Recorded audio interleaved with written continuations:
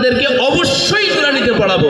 যদি না পড়ে আমাদের কপাল খারাপ হয়ে যাবে, আমাদের কপাল খারাপ হয়ে যাবে। এরপরে আপনি হাফিজ বানান আর না বানান, আলেম বানান আর না বানান, আপনাদের কাছে বলবো না। আপনারা অন্তত ক্লাস 5 পর্যন্ত অথবা ক্লাস 3 পর্যন্ত পড়ান। এই বাচ্চাটা যদি মেয়ে বাচ্চা হয়, বিয়ের পরে অন্যের ঘরে যাওয়ার পরে আর কোরআন শিখার জন্য কোনো হুজুরের কাছে যাইতে হবে না, আছে না?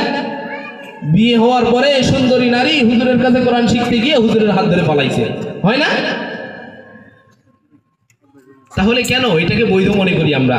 এখন থেকে শিখাবো, যেই সময় ছোট্ট বাচ্চা 5 বছর বয়স থেকে যখন শুরু করব, আমার বাচ্চা 9 বছর 10 বছর হওয়ার আগে দিন আলহামদুলিল্লাহ শিখে যাবে। 65টা হাদিস অর্থ সহ শিখা মানে 4টি কথা নয়। আমিন। আমরা একটু জোরে বলি, আমরা সকলেই আমাদের সন্তানদেরকে পড়াবো ইনশাআল্লাহ। আল্লাহ তাআলা কবুল করেন। আর এই প্রতিষ্ঠানের জন্য আমরা তো যখন পড়ালেখা করছি, এই যে মুফতি সাহেব হুজুর আমার পাশে দেখছেন, আমিও পড়ালেখা করছি, উনিও পড়ালেখা করছি। আমরা পড়ালেখা করছি যে এত কষ্ট করে, এই সেই কোচগ্রাম থেকে হাটে যায় ওই বিজুল পর্যন্ত হাটে যাইতে হয়েছে। হিলি মাদ্রাসায় পড়ছি, যখন বিজুল পর্যন্ত হাটে গেছি গাড়ি পোস্কা নিয়ে মাথায় করে। এখন তো আমাদের বাচ্চা আমাদের বাড়ির কাছে কাছে মাদ্রাসা হয়ে গেছে। আমরা এত সহজে পাচ্ছি যেই জিনিস, তো এগুলোর কদর করবো। আমরা কি করব? কদর করব। টাকা পয়সা দিয়ে কদর করার কথা আমি বলবো।